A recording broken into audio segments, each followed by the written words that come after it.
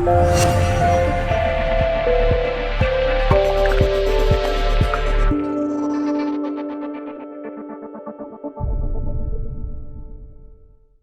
right, who? Sages came first. Oh, You know it's going to be kind of a weird party here when Sag comes first.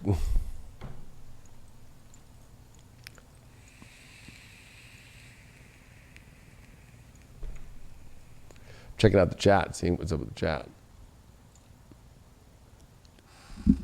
yeah, I saw someone asking about the painting behind me. That's actually the latest one of There's an Art to Life with Kim, so you can actually learn how to paint this yourself. It's there for free on the app. Check it out. Yeah. And that painting, actually, if we go back to it and look at you, we don't want to look at you, Craig. We want to look at the painting. Just kidding. You know, Virgo is where Regulus is at now. So the crown is in of Regulus. The royal star is in the regal star, is in 0 of Virgo. It happened in 2012. So, you know, a good example is how the Kardashians just now are done, right? Right. Like, no longer is this whole facade of what we think is this celebrity or regal energy surviving anymore, right? Like, I'm not saying that maybe you thought that out there, but like there was kind of that entrancement over, you know, all of our lives until 2012 when, you know, this shift has been happening of Regulus and Virgo now, which is like, you know, there's a purity that has to come. And so Virgo wears the crown now, and Virgo is of just true service. And, you know, there's work with Virgo too, though, but it can be very beautiful. And it's like, you know, where Leo is definitely this courageous heart and so much, but it has to be tamed now. And it also has to not get lost in, you know, I can just have it however in any way I want, you know, like Virgo edits Leo in a way to show where we can make things better.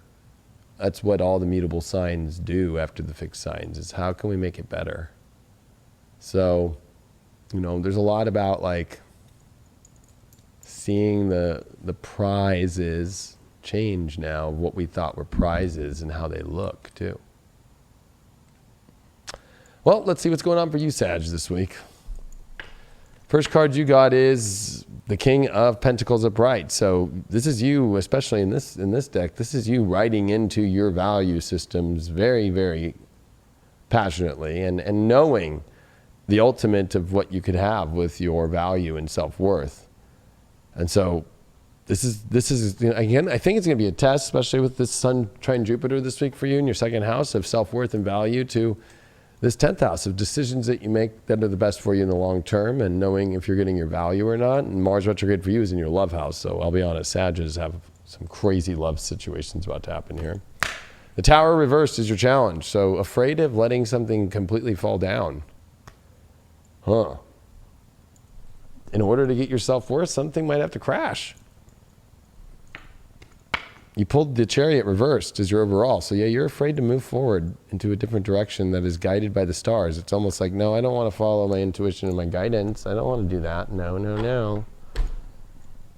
And that's the ultimate self-worth that you're lacking, is trusting in the ultimate self-worth of the godly and higher powers that are directing you into a different space, and the fears that you have of moving in new journeys and watching things crumble. That you've gotten too deep into, you know, this is where you get too deep, right? I'm too deep into it. I can't. Well, you got the queen of my world. That's your issue. Look at that. The queen in the tower that's reversed. Ooh. No, I can't lose that tower. I'm the queen. And, you know, this is a little bit in Aries. Like when she gets on the fucking dragon and like, okay, she's going to get the throne and she decides to burn down the whole fucking city because she doesn't even have value for that fucking crown or the throne that she wants to have. So, you know, don't get all Daenerys on this, and also at the same time, don't get Daenerys on yourself. But I would say that, you know, this is part of the challenge in the shadow of I can't let anything be destroyed because, oh no, I found the ultimate, when it's like, this is kind of showing like Spirit's trying to have you have the courage to move in a new direction. Mars retrograde in your 5th house, square Saturn in your 2nd. Value and your heart are not being met up, or you're not being valued, or You pulled the Five of Cups in reverse, which is the sorrow card. So, and I would say that, you know, sorrow is something that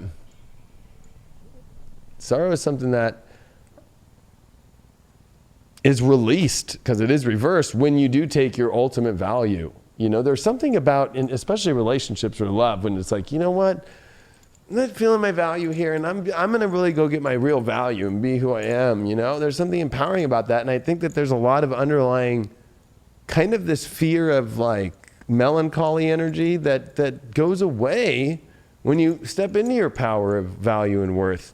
Why did that Chariot come up reversed? Oh, the Temperance card.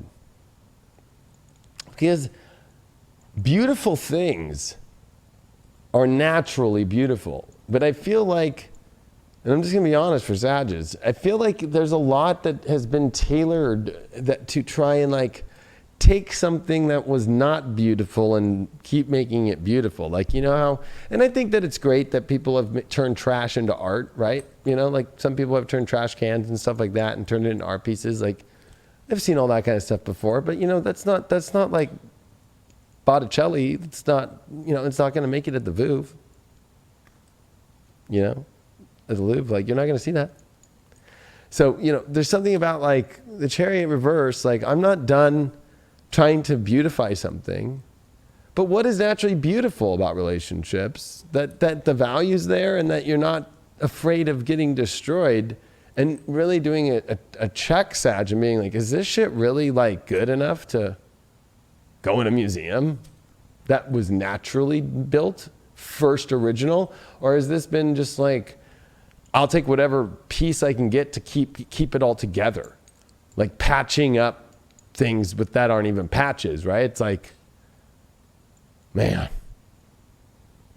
your overall card that you got here is the Jupiter of Abundance card. So abundance only comes when you do take the journey to understand your whole situation, and also the journey of life comes when we have the doors open to be willing to accept and understand and be taught to open up to understanding more, to seeing things different. And with Jupiter in your second, and it's coming direct this week, I think that this is a good week overall for you. But I think it's like there are irrational fears that are very irrational, because it's like there's the ultimate story for you, but it's almost like, are you willing to really just step into that, or just kind of stay away from that and thinking that that's where your abundance is? Questions on where that abundance lies. You pulled the South Node in Pisces in the second house. So, I mean, this is definitely, or is that the North Node? That's the North Node.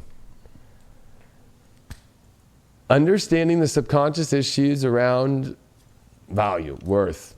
Also, the sensitivity to money, or to, you know, trying to, this is with the South Node in Virgo in the 8th would be your addiction to a reality you think is working, that's providing. What is this providing you? Is it spiritual?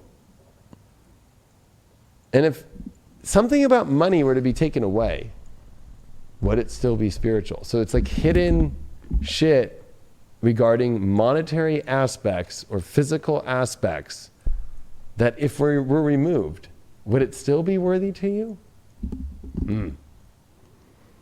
It's something of like a forced situation as well. You know, it's like trying to control and trying to hold the universe from actually what it's trying to do. You know, with that Tower card and with the Chariot reverse and everything. You know, instead of actually just letting the universe guide him, you know, he's fighting with everything, or she's fighting with everything that she's got.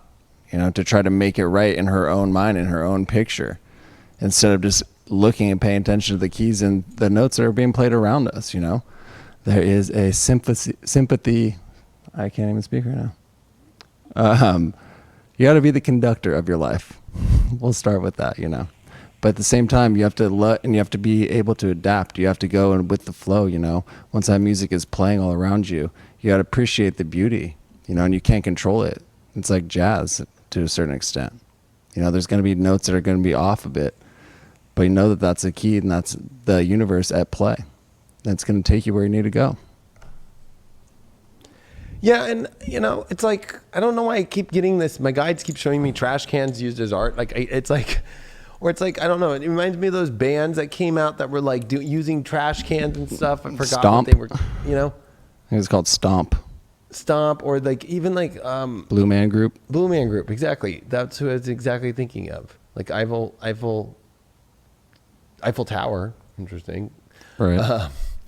But I just feel like it's like that stuff doesn't last for eternity. I bet you it's trashed. The art that was trash, that was trash, that was looked at as art, I don't think it makes it. It reminds me of things that were trendy in the 2000s, and then like, you know, just one minute you look at that building and it's torn down. It's just like, that used to be cool at once. It's not cool anymore. And I think that there's definitely a lot of that vibe that Sagittarius had to pay attention to. Kind of like, is that really that great? You know? I don't know.